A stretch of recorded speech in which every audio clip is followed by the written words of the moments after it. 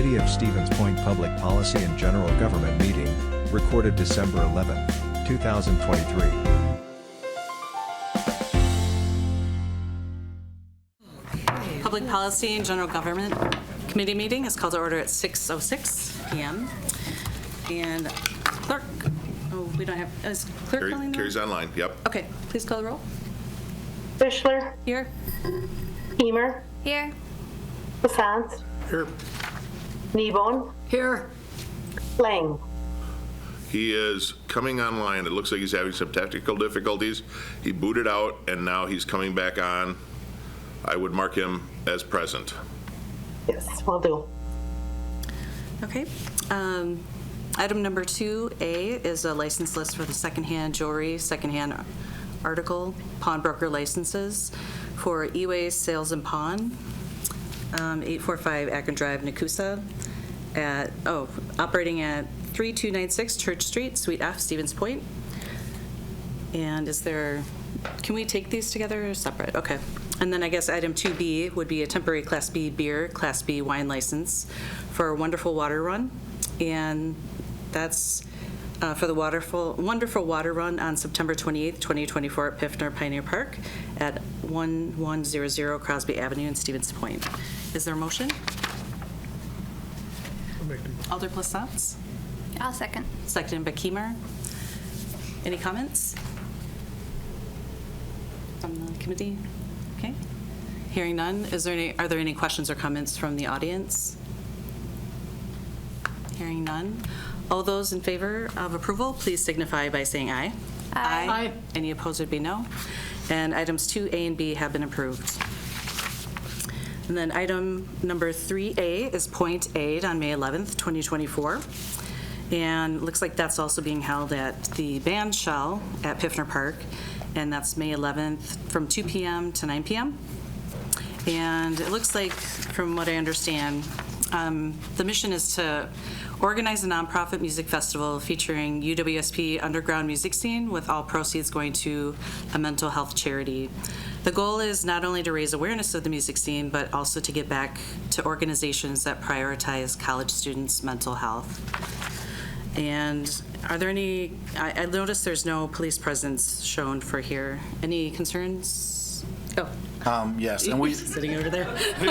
You do normally sit over there, but gave me a It's a spot. normal. he took my spot. Plaisance is not cheap. Okay. Yes, and we've worked with Crate in the past, with it being a large event with approximately 1,000 people, and the alcoholic beverages are going to be served as well. We're just recommending that they have 2 contractual officers. Okay. Anyone could add that as an amendment.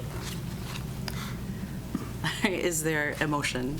I will make a motion to approve 3A and 3B with an amendment for contractual officers at Point Aid. Oh, okay. I don't know that, did we do the waterfall? We didn't do. Oh, just A. We didn't talk about it. Yeah, sorry. I guess, can I go back and do we have to? I thought you had, did you say both of them? No, just You the did? Okay. Point Aid. So you are welcome to do that as chairperson. Okay. If you wanted to So- talk about both events at once. Okay. Well, also, we're talking about the Wonderful Water Run. It's the half marathon, 10K and 5K. That's also going to be held at the Piffner Park. And it looks like that'll be held September 28th, 2024, from 5 a.m. to 5 p.m. And it looks like they do note police presence for an auxiliary officer. Has someone contacted? Yes, and Lieutenant Ben Einbrook is going to be in contact with them.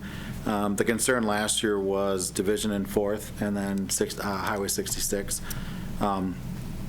With the number of runners, there is a lot of traffic that's backed up past the interstate.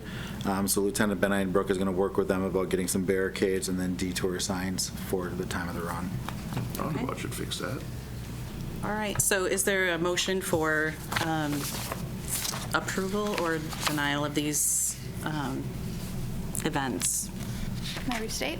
Yep. I will make a motion to approve 3A and 3B with an amendment for A to add contractual officers to the event on May 11th, 2024. Okay, and is there a second? All right. I'll second. Alder Kneebone seconds, okay. All those in favor of approval, are there any questions or comments? I forgot that. Any questions or comments? Hearing none. Any questions or comments from the audience? Hearing none, all those in favor of approval, please signify by saying aye. Aye. Aye. Any opposed would be no. And items 3A and B have been approved. Okay, item number 4, amendments to the guidelines and application form for bartender operator licenses. Is there anything, who brought this forward? Does anyone want to add anything, Mayor? This would come from the clerk's office, and we have this periodically when we have to do the bartender operator licenses, adding amendment. Carrie, did you want to speak to the changes? Actually, Logan pretty much worked on those changes. They were to comply with state law. He's in the overflow room if you want him here. Maybe just to answer some questions. Logan, if you could come into the main room. And gentlemen, they're approved at committee. The final approval for point aid will be next Monday at 7 o'clock, same room. I don't see an issue with it. Look, there he is.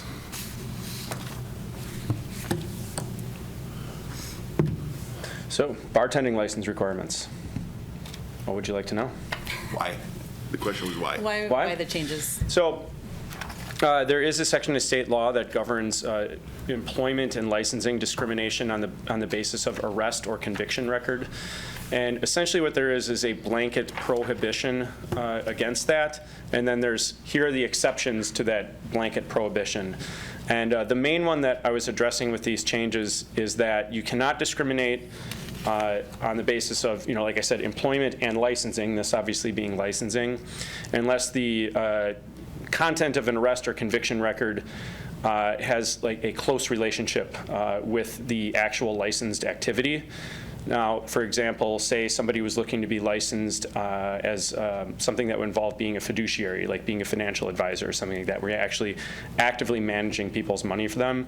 If you had a conviction for, like theft or some sort of crime involving dishonesty or something like that, the state agency in charge of licensing for that could probably prohibit you from having that license. Whereas if you had a conviction for like OWI or some sort of drug-related thing, there's probably a lot lesser chance there. And basically my take on it has been, with regards to bartending licenses and, licenses to, for, retail sales, is that unless somebody has a conviction that is related to the act of selling alcohol, like you've been selling it to underage people, or maybe like if you had a violation of our social host ordinance, like you had a big party at your house and a bunch of 19-year-olds were drinking, or you already had a bartending license and you got multiple violations for closing hour violations. Those are the types of things that absolutely would directly relate. Whereas if somebody has like, a conviction, a civil conviction for marijuana possession or an OWI or something along those lines, but wasn't tied to the act of actually selling or providing alcohol in a manner that would be in violation of the law, I think there's probably a much lesser connection there. And the other thing you got to remember is that if somebody doesn't have a license, it doesn't mean they can't work as a bartender. It just means they can't work alone as a bartender. As long as there's somebody else there on staff who does have a license, you can have anybody you want behind the bar working. So there's only been a few instances of these in the past really becoming sort of real topics of conversation. I remember there's one a few years back where gentleman had been bartending for decades, and it was his only source of employment, and he ended up getting an OWI. And the council voted not to grant him his license, and I believe it resulted in him getting a bartending license in a township and getting a job out at DeWendy's or something like that. But that one turned into a bit of a discussion. So I'm really confident that based on these guidelines, we'll be fully in compliance with that statute. Any questions from the committee? I do have a couple questions myself. So in regards to, what's the difference between like a disqualifying felony within like the last 5 years, or just a, or just a disqualifying felony, I guess? Off the top of my head, it's actually been a few months since I drew these up, and I believe that phrase disqualifying is in the statute itself. And it relates to, like, for instance, there are Definitely, I know that there are certain types of crimes against where the victim is a child that are considered disqualifying, where the types of licensing and employment that you can, deny to somebody is greatly expanded if somebody has a conviction of that type. And I suspect that that's meant to tie in with the same way that that phrase is used in the statute. Okay. The other question I have is, must not have, it's item number 8 on the requirements. So it says must not have any criminal ordinance conviction within the past 1 year involving, and then possession or controlled substances and drug paraphernalia has been removed. So like what if somebody had a heroin conviction or something? You know what I mean? Is that treated differently than like a marijuana conviction in terms of the paraphernalia and controlled substances? Like I said, it's been a minute since I looked at these. Off the top of my head, my first thought there would be if you have a conviction related to heroin, there's certainly a greater chance that that would be a felony. And I think if you have a felony conviction, it can possibly change the calculus here as opposed to a misdemeanor conviction, or what we are going to see probably much more frequently is going to just be like somebody has some civil convictions, citation, ordinance violation, that type of thing. Okay. But that would be my guess as to how that would impact it. And certainly what I can do in terms of getting you some more precise answers than what I'm giving you right now is that ahead of next week's meeting, I can refresh my memory on the details of this. Okay. And then I think my final question is about item number 9, and within the past 5 years, why is that being removed on that part? Do you mind if I look at your copy? I'm having a hard time pulling up. Oh, yeah, sorry. Item number 9 must not have a conviction of a controlled substance.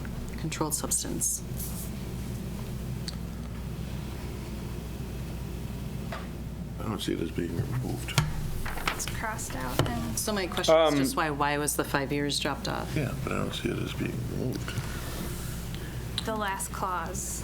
Doesn't involve personally. So I think this relates to, because statute discusses arrest or conviction record, and obviously an arrest and a conviction are two different things. That does refer to conviction specifically there, and I think it's particularly because it relates to the sale and delivery. That's as opposed to just like a possession charge. But my guess is that that also is probably emanating from the statute. There might have been something in the past that created a 5-year sort of parameter there, and I think that might have been removed.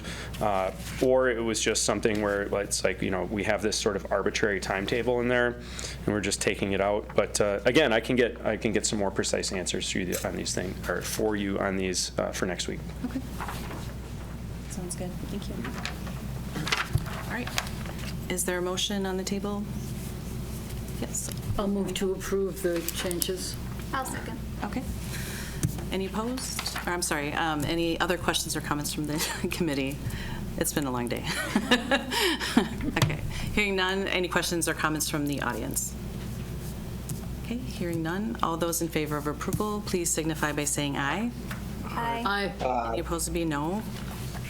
And that has been approved. And, oh, sorry. All right, and we are adjourned at 6:20 p.m. A video of this meeting is available for viewing on the city's website, stevenspoint.com/videos.